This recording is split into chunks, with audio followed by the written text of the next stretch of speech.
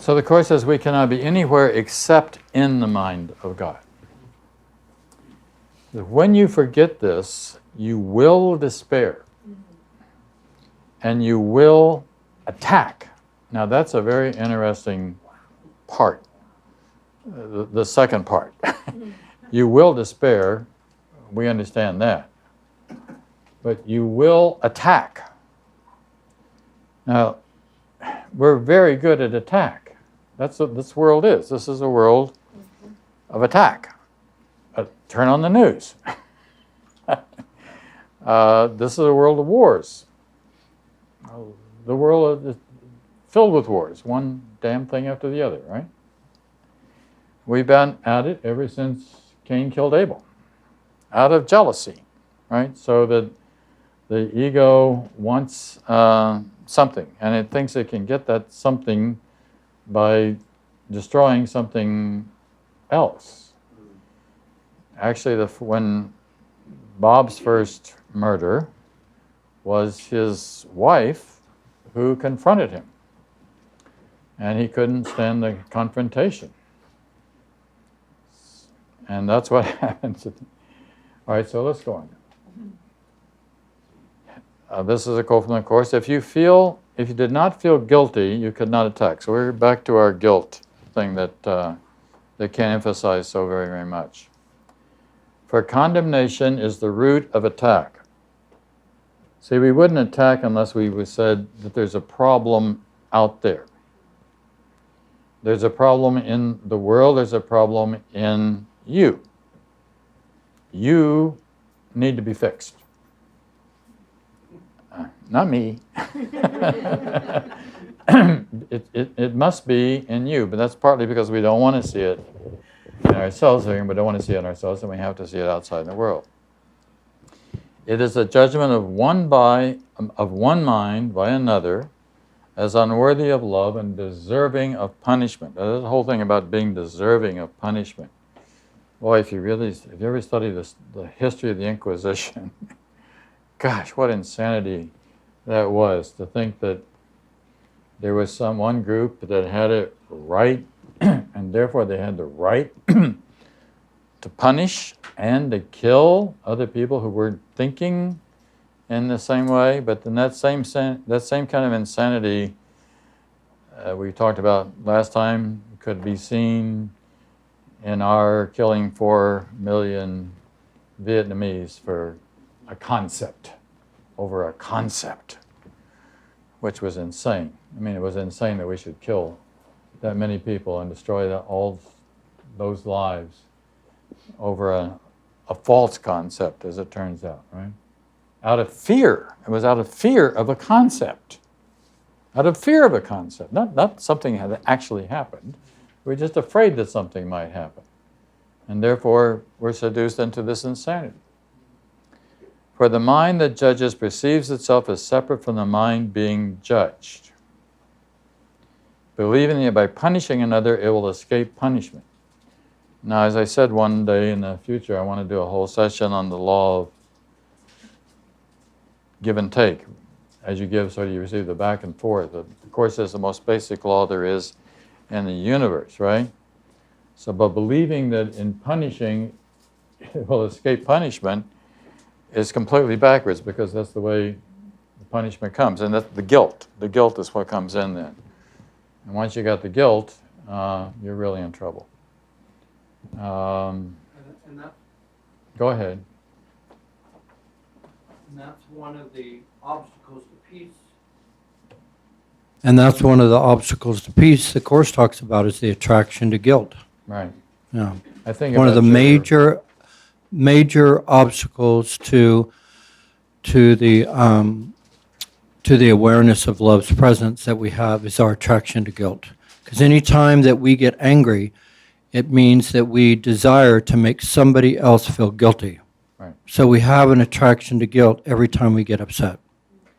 So as a course student, as you're learning the course, it's a really good idea to become more and more and more aware of even annoyance. You know, even a little annoyance, something that sort of distracts you, something, even the little things that take the peace of mind away from you, and then why would you allow that little thing to take the peace of mind to you?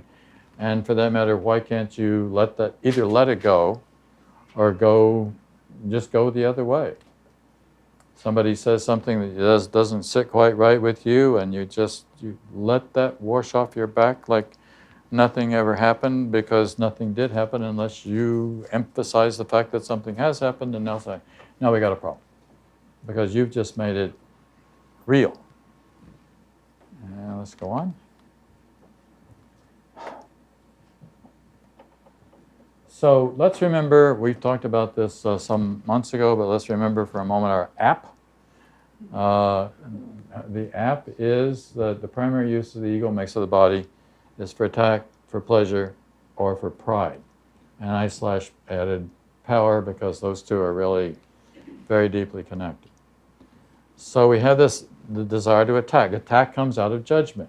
First there's got to be the mind that decides that something needs to be attacked, right? Think of the difference. I think that I was so impressed with this Rondon from Brazil who would not attack. He said, die if you must. That was interesting. Like, die if you must, but never take a life. Very interesting philosophy of this guy, right? Attack comes out of judgment. The first step on the path to enlightenment is dropping judgment. This again is something I said earlier that John Mark Stroud emphasizes. Number one, this is the first step. The first step is just to become aware of how incredibly judgmental you already are and begin to let that go. But you got to become aware of how much it is, because a lot of the time there's just no awareness of it. It just comes out spontaneously, and it's a bad habit. It's a bad habit that, like all habits, needs to be broken. But in order to break the habit, you've got to be conscious of the habit, right? And then you can change it. But there was a guy that asked if he could, Mother Superior, if he could take one of the nuns out to dinner, and she said, sure, just don't get into the habit.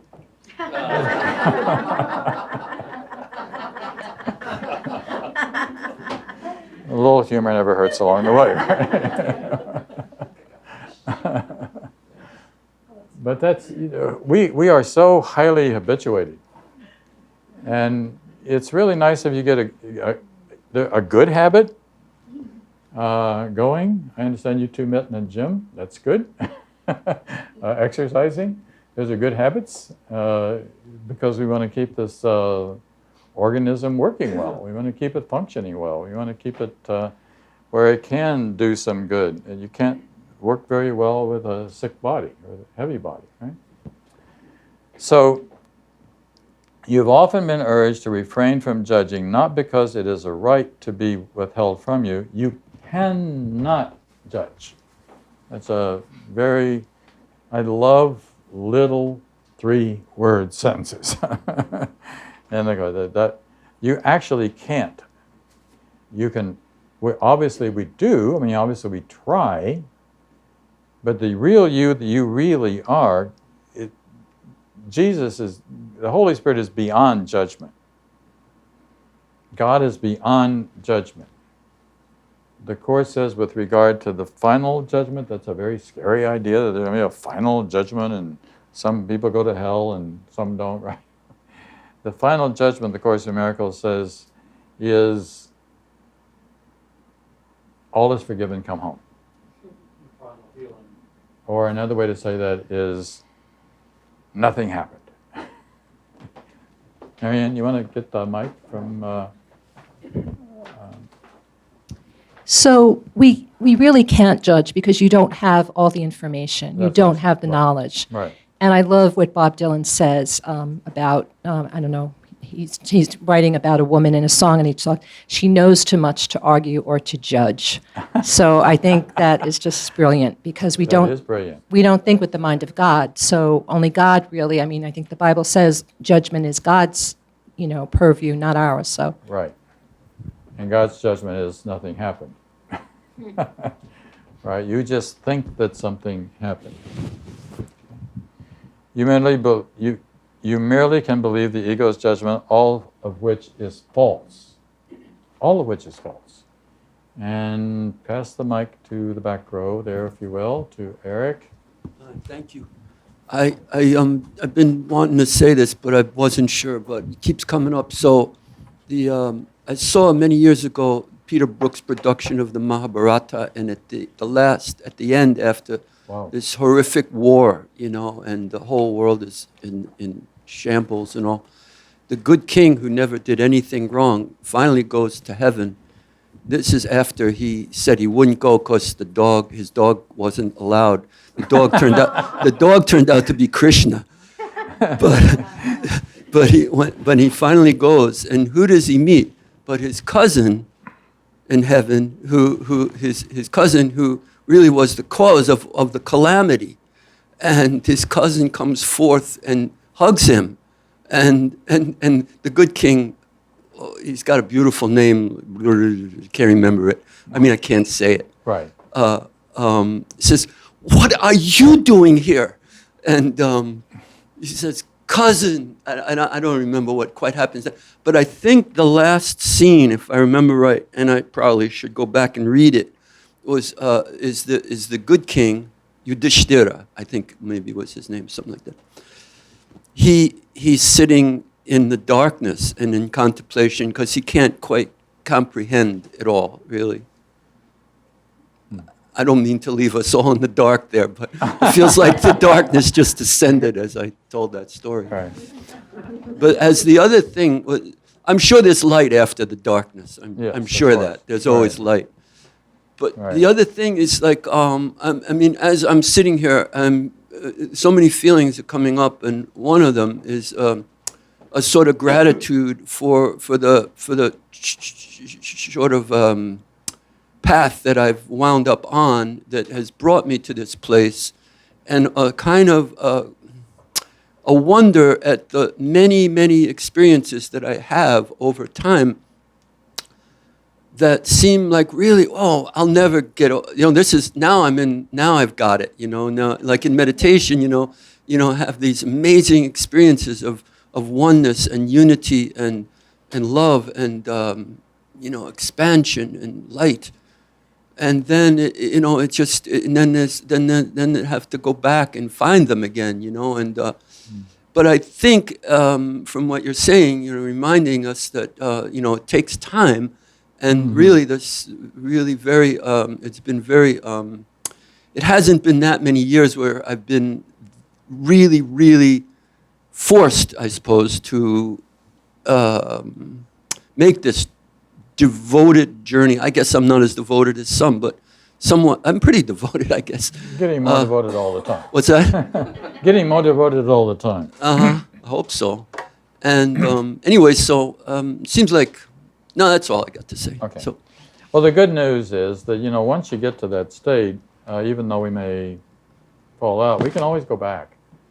And the fact that you succeed once means you succeed again, you can succeed again. It gets more, they say the more times you stop smoking, the greater it is that you will increase the time that there will be a time that you actually will stop. it seems cumulative. Right. Right. That's using a bad habit illustration, breaking a bad habit, but it could be used in terms of using a good habit as well. All right? Okay, let's go on. So, the ego is always under attack. Now notice that you got this as always under attack. On the one hand, it either cries victim, or on the other hand, it cries victor. So it's got these two extremes, and one of them is victim. I'm a victim of the world. Lesson 31, I said many times. If you get lesson 31, you're going a long way in understanding the whole thing. I am not a victim of the world I see. regardless of whatever it is that seems to come down the pike for us, if you can mature through that one, so there's a loss or a sickness or whatever it is, you're not a victim. And somehow or another that was there as a part of your learning, you're part of the path that you're on. And if you see that it's something that's coming from the outside that makes you a victim, I do some talking with someone who's in poverty, let's put it that way. And there's all the victim talk about the situation. And it just seems like there's something could be done.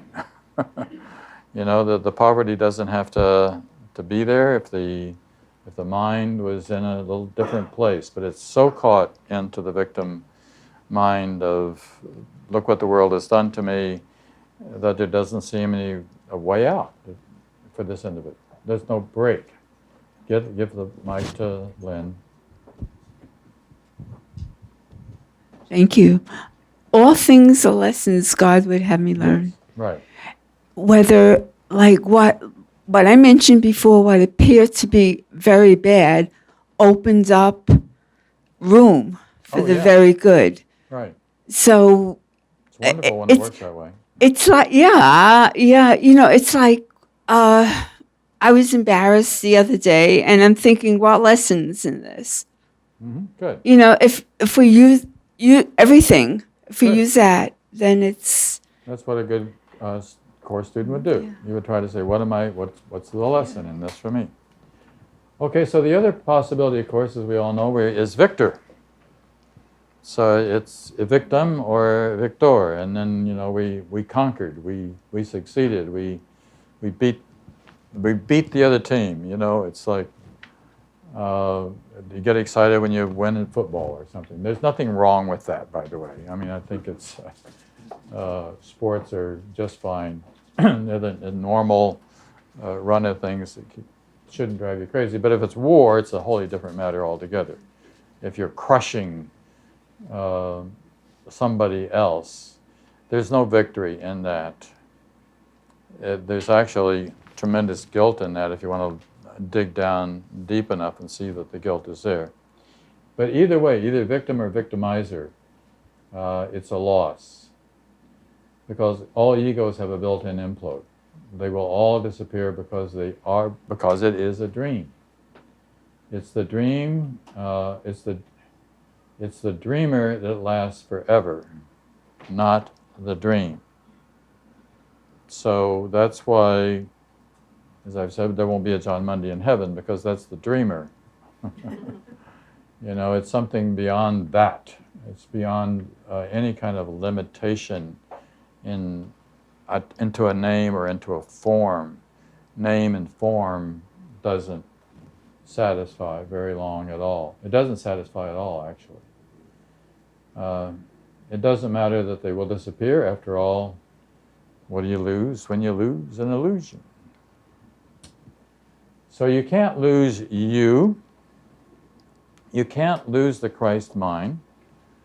All that can ever be lost is an illusion of who you think you are, which is why we're afraid of death, because we're afraid that when the body disappears, we're going to disappear. And nothing disappears except something that was not real in the first place. All bodies disappear. That's why there is no world as well. That's why there's no outside. There's nothing outside of your mind or my mind or our mind or the mind. So if there's nothing else, then let's go back to where we were. If you are willing to renounce the role of the guardian of your thought system and open it to me, I will correct it very gently and lead you back to God. Now, me, I notice it's not capped there, but it's the same. If you're willing to renounce the thought system, see, we're such guardians of our thought systems, like of the insane system. I will correct it very gently. One of the things about the Course in Miracles, it is incredibly gentle. It's like, you know, like God says, I can wait. You know, I have infinite patience, literally infinite patience. And part of the infinite patience is knowing that you will, at some point, make the right decision. That you will come home, that you're already on the way home, and that actually, you, as Brad said a moment ago, you are already home. What did you question about me? The capital M. It's never capital. That's why I questioned it before, that it being capital, but that's the rare case. Oh. I'm speaking loud because I don't have the microphone, but. You are. You got to have the mic. Where is it? Oh. It was, Right side. that was a rare case that it was uppercased. That's why I grabbed my phone very quickly, because I questioned it, but it's one of the few places in the Course where me is uppercased, but that's pointing to the voice for God, which is the Holy Spirit. Mm-hmm. Me is never uppercased in the Course because it's talking to the voice that's scribed, which is Jesus. He never uppercases himself, Right. considering himself our perfect equal. Okay, let's go on. No teacher of God must learn, and fairly early in the training, that harmfulness completely obliterates his function from his awareness. It's very important. Harmfulness of any type completely obliterates his function from his awareness. So I'll think again about Bob, who has caused a great deal of harm in the world. And we're not even sure how many people he has killed. Sure for 3, but I think several others as well. So he's completely, it would seem, lost. Totally lost and trapped inside itself, inside that mind. That's why I would like to actually go see him. I'd be happy to walk into the cell and see if what kind of response there would be. Would there be any recognition? Would there be any appreciation? Would there be any breakthrough at all? Or not? Maybe there wouldn't be. I don't know. So it will make him confused, fearful, angry, and suspicious. It will make the Holy Spirit's lessons impossible to learn. Be grateful that you're on the path. Be grateful that you're trying, that you started, as Eric was saying a moment ago. That you are working on doing, that you're not ignoring. Because to just ignore and just to be caught in the world is despairing. Is to find emptiness. Are you fixing your hair or I'm fixing my hair. So I love the idea, that there's only love, and only love is real. So when you talk about a serial killer and any action that any one of us would do, there's no difference between maybe cursing someone who's cut in front of you and killing someone. Mm-hmm. In the mind of God, they're all misguided miracle impulses. Right. So I think what you're really talking about here is just level confusion, right. So that on the level that we all are one, we cannot sin. So right. Yeah. So it's getting back to that awareness, that level, that sin is actually impossible. And over here, pass the mic back to Stavrov.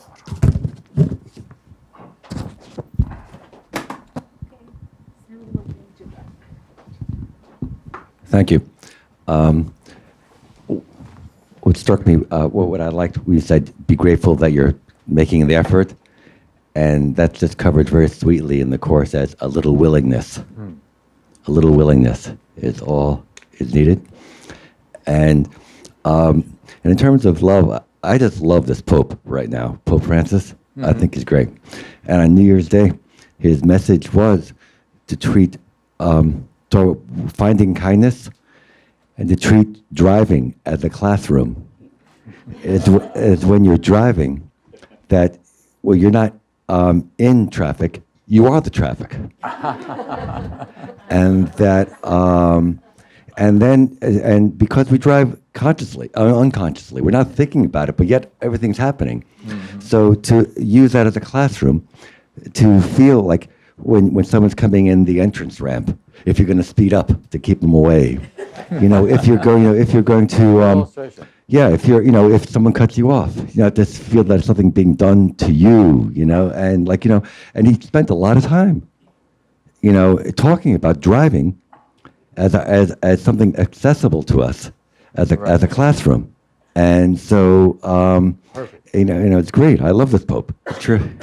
That's why, with something like driving, it's really good to practice these principles in terms of actually, I mean, you see that somebody would like to get ahead of you, let them get ahead of you. Hit the brakes, back off, all right, so you're going to lose a couple of seconds. It's nothing, but to be courteous, in other words, right? It feels good to be nice, right? And rather than hitting the horn and being angry about something. Yes, you've got the mic right there. Yeah. Keith? I think it's on. And one thing about that, I was thinking that's probably a good way to start, or at least to work, because it's an easy thing to do. You don't have to tackle the big things. Start with That's the right. easy things. That's right. And then each one they'll build them on. Right. That's a little willingness, as Stavrov was just saying. We start off with a little willingness to do it, and then a little willingness has a way of generating and becoming, like again, taking your exercise as an illustration. You do a little bit, and well, that wasn't bad. I could do another 5 minutes, and and so it builds, and you start seeing positive results in your peace of mind in this particular case, because you're not demanding. You don't have to be right. In fact, sometimes it's much better to be wrong. Right? I mean, really, because by being willing to be wrong, or to be willing to listen to somebody else's criticism in particular, you have a chance of learning something about yourself. Okay, so let's go a little further. Oh yes, I'm sorry. Pass back. I'm just wondering in all this, as sort of making our way to be closer to God, how do you deal with the, I've known this for a long time, but in my own life it seems to have become up this thing where, seeing God through the filter of our parents, mostly our fathers, I guess. And it seems like that's, some people makes it almost, they really resist going to God because they can't imagine. But I'm just wondering if there's any words at all you have to say about that, or if it's off subject, maybe that, I don't know.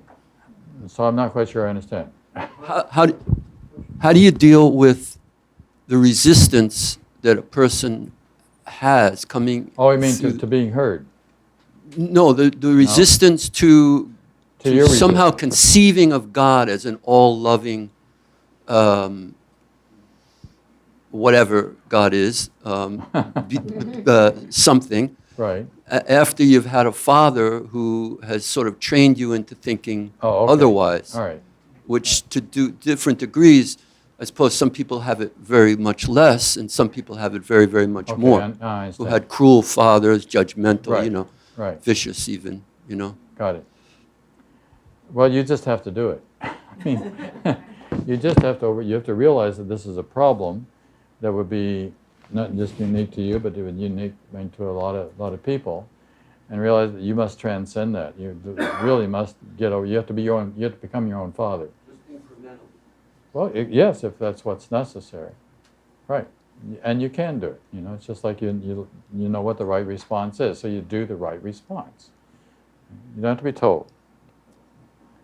Where did I leave off here? We'll make the Holy Spirit less impossible. Oh yeah, no, the bottom part. Nor can God's teachers be heard at all, except by those who realize that harm can actually achieve nothing, no gain can come of it.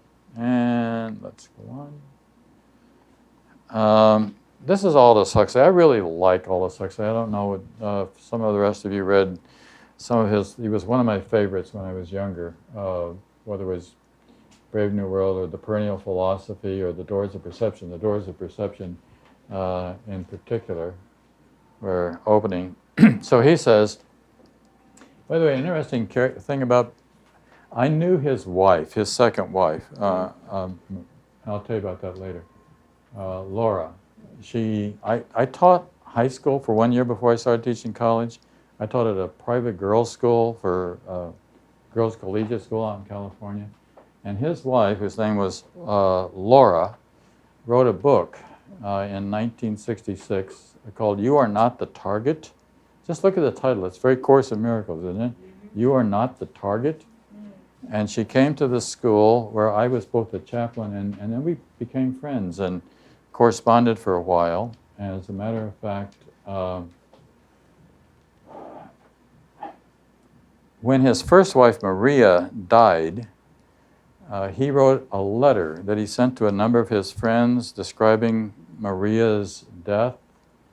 And it was a very moving letter. And I wrote to her and I asked her permission to include it in the first book that I wrote, which was called Learning to Die. And it's how he talks her into death. He talks her, let go, forget the body, leave it lying here. It's of no importance now. Go forward into the light. Let yourself be carried forward into the light. And he says he's whispering this and he's leaning forward and whispering this into her ear as she's transitioning. One thing that's sort of interesting is you can't tell, but he was partly blind. Can you see that? I mean, he could not see well at all. This is a picture with his glasses off. And normally he had his glasses on, so he's to write the book, The Doors of Perception. This comes from his hero was William Blake. And William Blake talks about the doors of perception. You know, the eyes are open and you can really see. What so much of what I hear you talking about, even for Eric and others this afternoon, is opening up, the Course is actually opening us up to another level, another dimension of seeing, which transcends the normal ego framework and the normal way that we see the world. This is a complete readjustment where you wind up letting the world be what it is, and that's the attack thing. You know, stop attacking the world for any reason at all. Leave Trump alone, you know, or whatever it is, or whoever it is. You know, it is what it is, and it's going to be what it's going to be. We get fascinated with it. I mean, we get fascinated talking about it. It's kind of hard not to, but you can. You can let it be, or you cannot feed it, at least, right? So he says, if you get out of your not-self's light, you could be illumined. If you could stop anxiously cogitoing, I'm not sure there really is such a word as cogitoing. I tried looking that up in the dictionary, it didn't come up. But you understand what it means. You could give yourself a chance to be cogitoed. You could give yourself a chance to be thought. So rather than thinking, you're being thought. That's the creative function. The creative function is when you allow the Spirit. It is not I who speaks, but the Father who speaks through me. Right? That's where you're really allowing this to happen. Okay? And we'll go on. This is a quote from Aldous. There is only one corner of the universe you can be certain of improving, and that's your own self. But this is really true. I mean, this is what we're talking about here in terms of habits and things like that. You know, you can't fix. This is really important. Don't try to fix the world. I mean, don't try to fix the outside. That doesn't mean that as a parent you don't give the right instruction, or as a teacher that you don't give the right instruction. It doesn't mean you don't let your children know what your values are, and that sort of thing. But really know that the only thing that you can fix, but you can change your mind. That's what the whole Course is about. It's changing your mind so that we can see correctly. And so we don't have to have so much pain over what's going on in the world. Take the mic. So in keeping with the traffic metaphors here, it's very hard for us. I mean, we have a lot of self-judgment. we have a lot of bad habits. And we just can't say, I'm not going to do this anymore. It's really, really very difficult. So I realized in my own quest for self-improvement that I have an issue with road rage. So when I get to a light or I get behind someone and I'm trying to go to work and, the whole thing goes in your mind. I got to get there. What are these people doing in front of me? How dare they? You just really can get a sense of what the ego's at. I mean, because it's really the ego at work there. Right. And what I started to do, and it's been brilliant, is just at that moment to take a step back and realize that there is an opportunity for self-love. That what the ego's really, it's really in fear. It's really about abandonment. So then the messages that I'll put on that is, I love you. I will never abandon you. We're going to do this together, and we'll get through this. And it totally changes the dynamic. And of course, my stress level goes down. Of course. That's very good, man. So that's the practice. I mean, this whole thing is a practice, right? But at least you're learning, you're getting enough conscious awareness to begin to practice it. I mean, that's the whole first step, as Stavros was saying a moment ago, a little willingness. And then we let the little willingness attach to the greater willingness. The greater willingness is the willingness of the Holy Spirit, to help you through this process, whatever learning it is that you're going through. And as you turn your little willingness over to the greater willingness, then it gets really easy. And you can get some enjoyment out of this life instead of finding it to be a hell place on earth. And pass the mic back again over here, Stavros.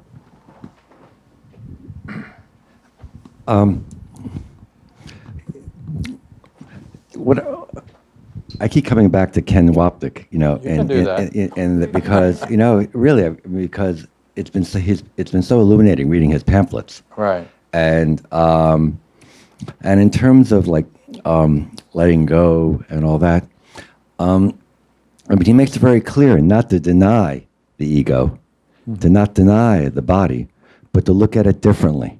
That's right. Simply look at it differently, and within that context of, and it was such a relief to me reading, because he said people confuse atonement with at-one-ment. The same letters, just broken up differently. You can read it that way. Yeah, and so I know for myself, speaking personally, how I was thinking about getting into a higher level of being oneness and all that, when in fact that's all part of my own, my judgment, my own self-deception. That that in fact, that just the context of that, looking at everything within context of oneness, and that he makes the point that we start out in this experience as bodies. That's how we begin it all. Yeah. And it's a hard habit to break. Yeah.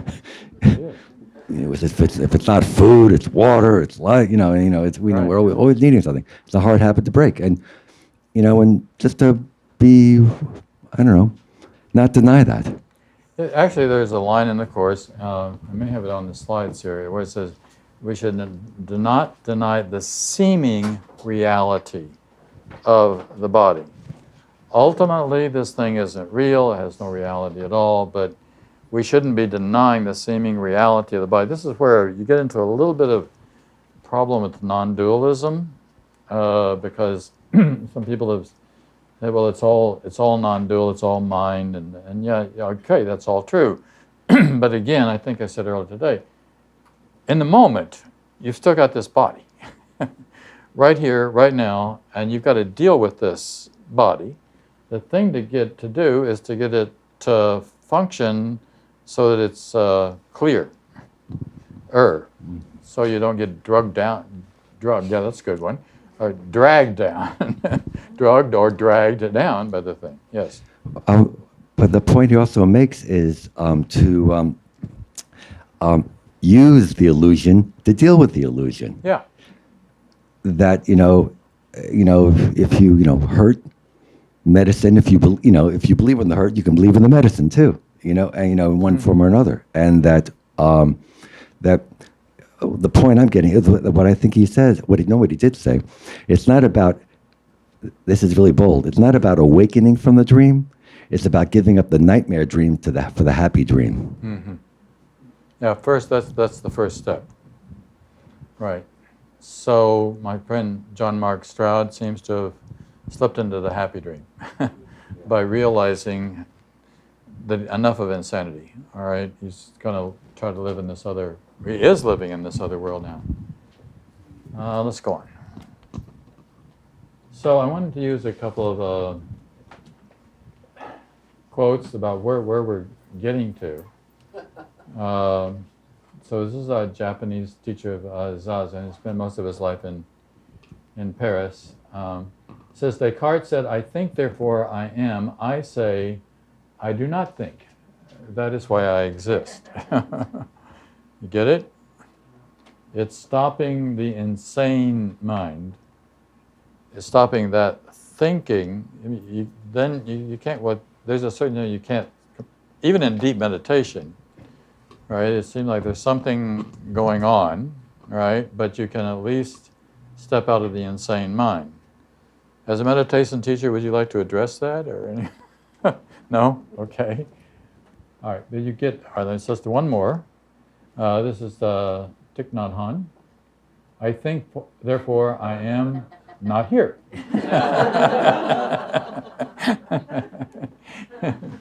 Meaning, I'm not here in the world. I'm not in time.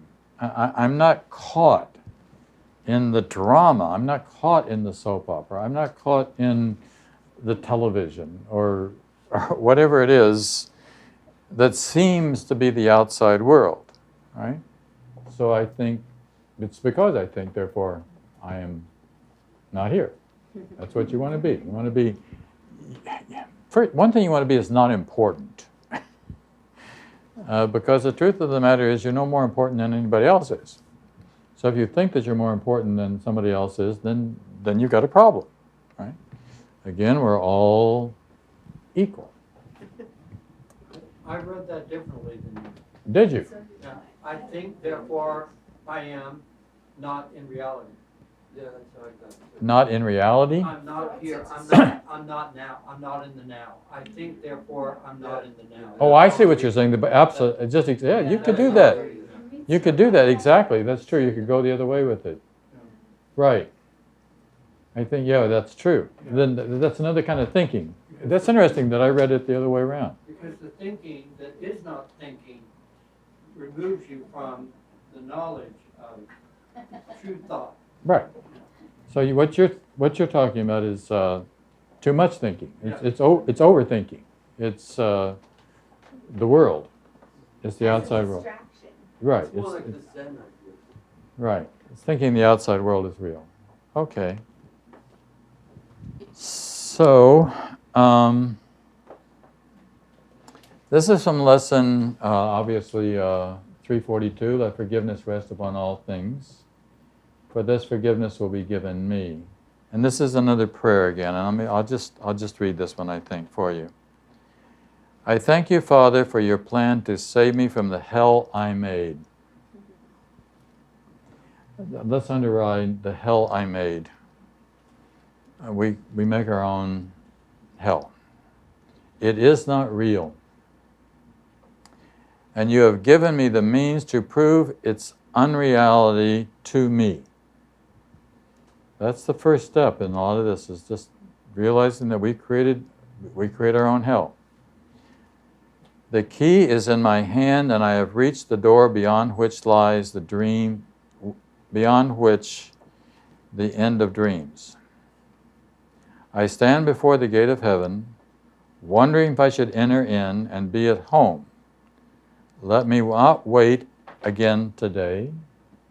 Let me forgive all things, and let creation be as you would have it be, and as it is.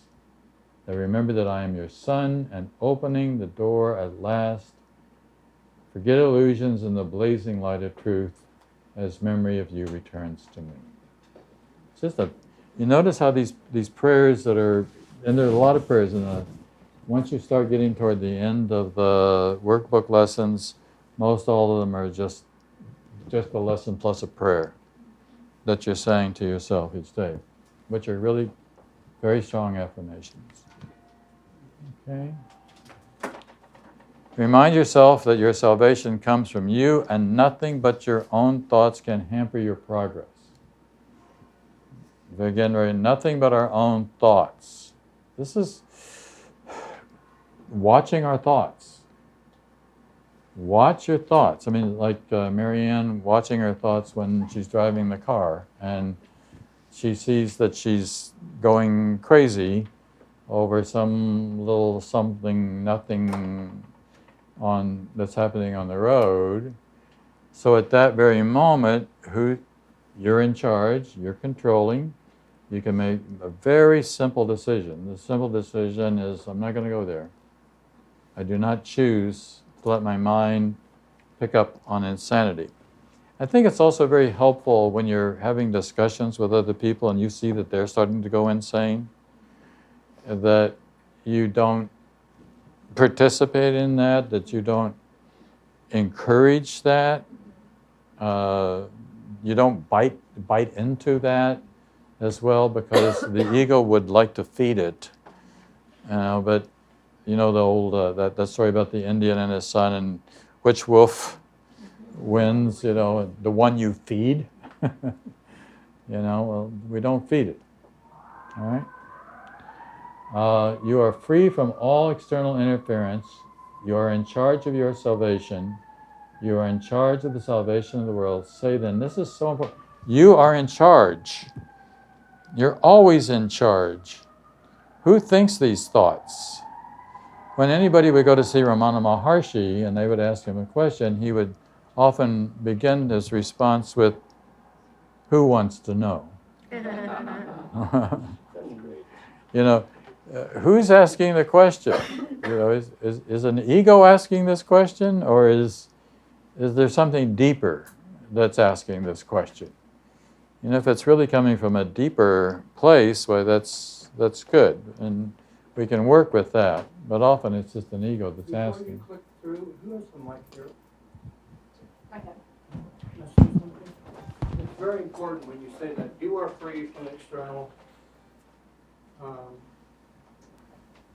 This one's dead. Is it really? This one's dead. No, it's Oh, not. but it's turning red. Oh. You are in charge of your salvation. You are in charge of the salvation of the world. It is not talking about you as a body. No, of I've course said not. that many times, but Right. Kenneth Wapnick has made it ultimately clear for me, and I never forget it anymore.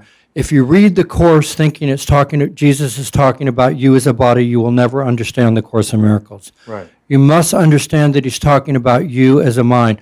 Your mind that is one with me is in charge of your salvation. Your mind that is one with me is in charge of the salvation of the world, not you as a body. Right.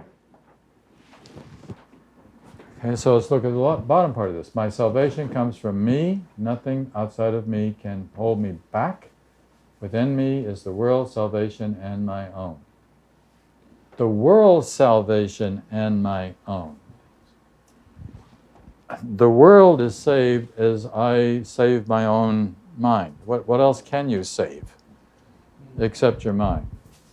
I mean, if you can get to sanity, if you can get back to sanity and then maintain the sanity as you're driving your car or having a conversation or doing whatever else it is that you're doing in the world, and continue to breed that way of seeing and that way of thinking, you're making real progress and you're going to be at peace. The whole purpose of this, after all, is peace. This is the foundation for inner peace that publishes the Course in Miracles. That is the goal. There's nothing out there that you need to be attached to in any way at all. Even sometimes when it looks like that way. If it looks like that way and you respond, then you're crazy. I think I've told this before. I'll tell it again because it was such a good illustration. Once our daughter's now 31, a couple of kids, which we're really enjoying. But at some point when she was a teenager, and she suddenly screamed at her mother, "I hate your guts, I hope you die."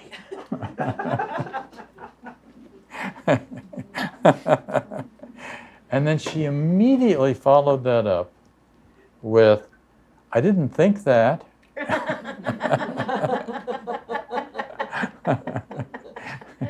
And I thought it was such a great illustration because it was true. She didn't think that. You know, that's not her real thoughts, and her real mind wouldn't think. And fortunately, her mother did not respond with, "You can't talk to me that way." Then we would have had a problem. The mother didn't make anything out of it. It was just like, you know, this is coming from insanity. You're going to respond to insanity by being insane yourself. That's real insanity. Now you're doubling up on your insanity, and now you've got a real problem going on. But there's no problem. All right? And let's go on. So we want to get back to a place where we don't have to think, or we're innocent of judgment. So the Course in Miracles says the arrow just simply means this quote goes on into the next page. Be innocent of judgment, unaware of any thoughts of evil or of good. See, it's not a matter that's pretty, or that's nice, or that's bad, and that shouldn't be. It's just all thoughts, whether they're evaluative thoughts. Well, I do not. Now do you know him not, but you are free to learn of him and learn of him anew. Now is he born again to you, and you are born again to him, without the past that sentenced him to die, and you with him.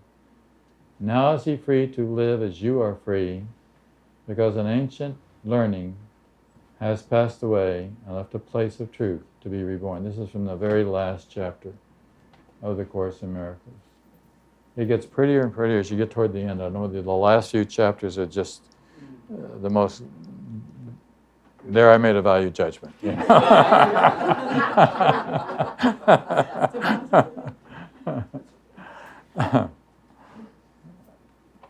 You'll forgive me for that, I think, okay?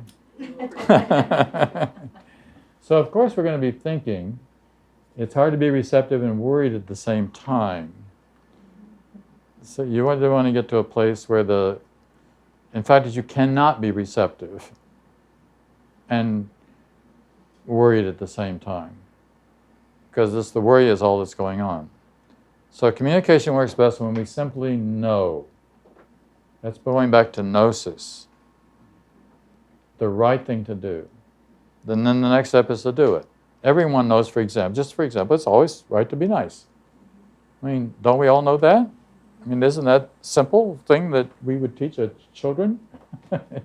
Just be nice? How simple can it be? We all know that. So if there's a temptation in you to make a judgment, or to respond in anger, or to slip into insanity for a second, there's no need. Okay, just a few more and then we'll close. What is this thing doing on? I read a story this week that I thought it was fun, and I wanted to share it with you. It's a good illustration. This is a picture of an ice house. Okay, so before there was electricity and before there was refrigeration, in the winters like this, men would go out and they would cut big chunks of ice. I remember a number of these on the farm in Missouri, and you would put ice in there, and you would put sawdust in between the ice to make it easier to break apart, etc. And these could last all summer long because it was very cold under the ground, partly underground, partly not. Very secure door that would be put on the thing so that it would very tight shut. So the story I read, this is a group of men were putting ice in an ice house. And one man lost his watch in this process. And they started looking for the guy's watch. Now keep in mind, this is 100-some years ago, before electricity, etc. And they couldn't find the watch. So they broke for lunch, and one of the younger men, actually one of the teenagers, while the men were eating, he went into the ice house and just a minute or two later, he came back out and he closed the door. And then he came back out with the watch. And they said, how did you find, we searched for half an hour for that watch and we couldn't find it. And he says, well, I just went in and I closed the door and I just stood really quiet and I heard it ticking. I just thought it was a great illustration for, just stop for a moment, get really quiet. You see, you can't hear the voice for God and have a lot of chatter going on inside your mind at the same time. That's why it's really helpful. Really helpful. If you're worried about anything, is really just to stop and ask. The Course says this a lot. Ask for help. Help me, and what you really want to say is, help me see this differently. And if you're seeing it from an angry standpoint, just help me see it differently. And I think I'm going to end here. Yeah, I will. Okay. So we'll end with that story. I want to do a little meditation, as usual. I had a paper written on it here. Let me see if I can find it. If I can't, I'll read it from the book. All right, I'll just read it. This is one of my favorite. So there's evaluation again. But we do have favorites, that's okay. There's nothing wrong in that. This is lesson 49, which I think goes very well with what we've been talking about today. So, if you will, I dim the lights for a bit. No, not so I can't see. Well, it says it's part of the video. It's almost. Oh, is that right? Yeah. All right, then we won't do it. All right. Well, you can close your eyes. Okay? Take a couple of deep breaths. Relax. Just be very present. God's voice speaks to me all through the day. It's quite possible to listen to God's voice all through the day without interrupting your regular activity in any way. The part of your mind in which truth abides is in constant communication with God, whether you are aware of it or not. The other part of your mind functions in the world and obeys the world's laws. This part is constantly distracted, disorganized, highly uncertain. God's voice speaks to me all through the day. The part that's listening to the voice for God is calm, always at rest, wholly certain. It's really the only part there is. The other part is a wild illusion, frantic and distraught, without reality of any kind. Try today not to listen to it. Try to identify with the part of your mind where stillness and peace reign forever. Try to hear God's voice call to you lovingly, reminding you that your Creator has not forgotten you. God's voice speaks to me all through the day. We are actually trying to hear God's voice, reminding you of Him and of yourself. We approach this happiest and holiest of thoughts with confidence, knowing that in doing so we are joining our will with the will of God. He wants you to hear His voice. He gave it to you to be heard. Listen in deep silence. Be very still. Open your mind. Go past all the ruckus shrieks and sick imaginings that cover your real thoughts. Sink deep into the place that waits for you, beyond the frantic, riotous thoughts and sights and sounds of this insane world. You do not live here. We are trying to reach your real home. We are trying to reach the place where you are truly welcome. We are trying to reach God. God's voice speaks to me all through the day. And